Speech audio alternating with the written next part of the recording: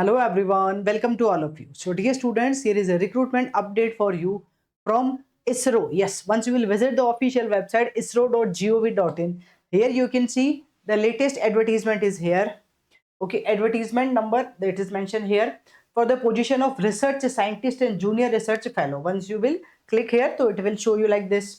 क्या है? Recruitment to the post of research scientist and junior research fellow.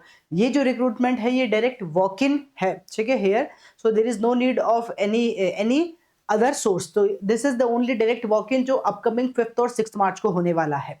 What you need to do here, you can see advertisement number is mention. ये आया था 12 फरवरी को. ISRO centre कहाँ है? North eastern space application centre NESAC, ठीक है. Area of work will be research scientist and junior research fellow. Status it is still open. और location जो होने वाली है ये this walk in will B at the Meghalaya, ठीक है. So here you can go for this one. यहाँ जब आप क्लिक करेंगे तो बाइलिंगुअल एडवर्टीजमेंट ओपन हो जाएगा. आई will show you that advertisement और फिर हम यहाँ पे डिस्कशन करते हैं. Here it is.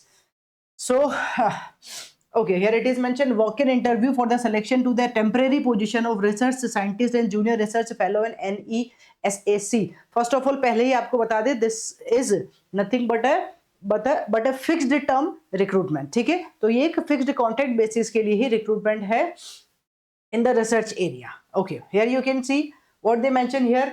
NESAC is conducting walk-in interview for the following position on temporary project basis, tentatively scheduled on the 5th and 6th March 2026. Reporting time is 8:30 AM. कहाँ है? At NESAC Umiam Bhoi district Meghalaya. It's mentioned clearly 85 kilometers from the Guwahati railway station and 18 kilometers from the Shillong. तो उन्होंने बता दिया exact कहाँ है ये area, ठीक है. Now let's talk about कौन कौन सी वैकेंसी है. Here you can see the post code, number of position, essential qualification, desired experience और date of interview, ठीक है. तो सबसे पहले है RS01, मतलब फर्स्ट नंबर ऑफ वैकेंसी भी 1 है. Here who can apply first class MSc MTech in remote sensing geo informatic. अगर इसमें है तो आप अप्लाई कर सकते हैं. And the walk in will be on the 5th of the March. और इसके लिए आपको एसेंशियल क्वालिफिकेशन क्या चाहिए होगी? Experience in the UAV data processing work flow. इन सब में आपका एक्सपीरियंस होना चाहिए, ठीक है. All right. Now here minimum 1 year of the relevant working research experience हो, मतलब freshers के लिए नहीं है. That clearly mentioned here. Now let's talk about here for the next RS021 vacancy, and here who can apply first class MTech MS MSc in electronics and communication engineering, mechanical engineering, electrical and electronics engineering, computer science engineering, space science. ये सब लोग apply कर सकते हैं. और यहाँ इन सारे में आपका एक्सपीरियंस होना चाहिए. Experience in radar system, signal, digital signal processing, programming knowledge in the Python, MATLAB, इन सब में होना चाहिए. And the walk in will be on the 5th March, ठीक है. Well, I will talk about here the experience. So yes, here they mention with minimum 1 year work experience, या 1 year work या research experience in the relevant field. Then here you are having for the next is the civil. 1 vacancy है first class ME MTech in civil engineering हो तो apply कर सकते हो. ये रहा, ठीक है. यहाँ पे भी who can, अगर आपके पास BE BTech है सिविल में तो भी अप्लाई कर सकते हो. मतलब ये या ये BE BTech और 1 ईयर का एक्सपीरियंस है तो भी अप्लाई कर सकते हो. एक्सपीरियंस इन हाइड्रोलॉजी चाहिए और यहाँ वॉक इन होने वाला है 6th मार्च को. And I will talk about the next one here. Okay, जो अभी तक हम बात कर रहे थे वो सीनियर रिसर्च फेलोशिप के लिए था. Now here we are having for the GRF, junior research fellowship. तो junior research fellowship number of vacancy 1 JRF, ठीक है. First class MSc MTech in forestry environment science, ये अप्लाई कर सकते हैं. वर्किंग नॉलेज हो आपके पास remote sensing, atmosphere, data handling का तो कर सकते हो. वॉक इन होगा 5th को, ठीक है. यहाँ पे और next here we are having MTech in physics atmosphere वाले बच्चे भी अप्लाई कर सकते हैं. यहाँ पे लिखा है clearly, here they mention clearly walk in will be on the 6th मार्च. और ये जो है विद नेट और गेट, ठीक है. ये भी इन्होंने यहाँ क्लियर लिखा है कि ये जो JRF की पोजीशन है वो गेट स्कोर कार्ड के बेसिस पे है और इक्विवेलेंट विद द नेट या गेट, मतलब आपने कोई एग्जाम दिया हो जो नेट हो या फिर गेट हो, ठीक है. Next here for the forestry और यहाँ BE BTech के लिए है. हाँ, ये रहा. Here for the 1 vacancy first class BE BTech in aerospace, aviation, mechanical, computer science, electronics, communication with NET या GATE scorecard और equivalent हो. यहाँ पे भी एक्सपीरियंस चाहिए UAV सिस्टम डिजाइन के अंदर. और जो लिखा है mention here it should be the walk-in will be on the 6th March. Then it is for the again first class MTech हो computer science engineering में तो अप्लाई कर सकते हो, ठीक है. with GATE scorecard या फिर इन्होंने लिखा है BE BTech हो बीटेक या एमएससी इन कंप्यूटर साइंस हो तो भी अप्लाई कर सकते हैं विद गेट, मतलब एमई एमटेक और बीटेक दोनों अप्लाई कर सकते हैं विद गेट स्कोर कार्ड। और ये वॉक इन होने वाला है 5 मार्च को। तो नंबर ऑफ वैकेंसी 1 ही है, सभी में ये क्लियरली मेंशन है। जेआरएफ यहाँ पे 2 है और इस बार है एग्रीकल्चर और सिविल में। ठीक है, 2 vacancies, first class ME MTech in civil engineering, agriculture engineering, इन सब में से किसी में भी हो। साथ ही साथ नेट या गेट स्कोर कार्ड हो आपके पास, इसमें एक्सपीरियंस होना चाहिए और 6 मार्च को वॉक इन होगा। ठीक है, सो आई थिंक यही सारी चीजें हैं यहाँ पे, ये दिस मेंशन ऑलरेडी।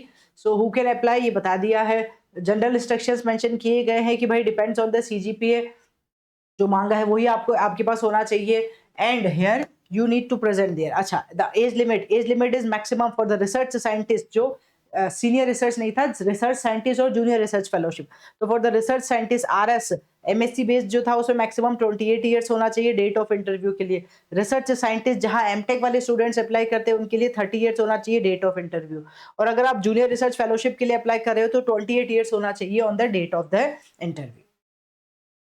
ठीक है, tenure of the position, it is clearly mention what here they mention कि for research scientist, the research scientist position is purely on temporary basis for the period of 1 year which can be further extended on the performance of the candidates up to the 3 year। मतलब starting initial 1 year के लिए, बाद में उसको 3 year बढ़ाया जा सकता है। Similarly for the junior research fellowship is also okay, purely on the temporary basis initially for the 1 year and they can increase it up to the मतलब लेस देन 5 ईयर उसको और कर सकते हैं, बाद में एक्सटेंड और कर सकते हैं। ठीक है, यही है।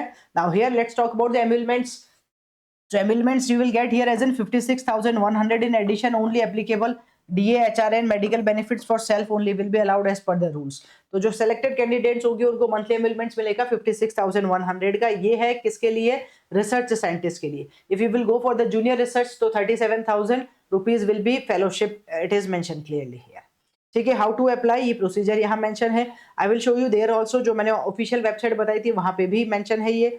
ठीक है, डेट ऑफ इंटरव्यू बता ही दिया है, यहाँ इन्होंने एग्जैक्टली लोकेशन बता दी है कि कौन सी लोकेशन पे you need to present there on the day of the walk in interview. ठीक है, राइट। एज लिमिट्स कुछ और रिलैक्सेशन है, you can go for these mail IDs जो इन्होंने मेंशन किया है।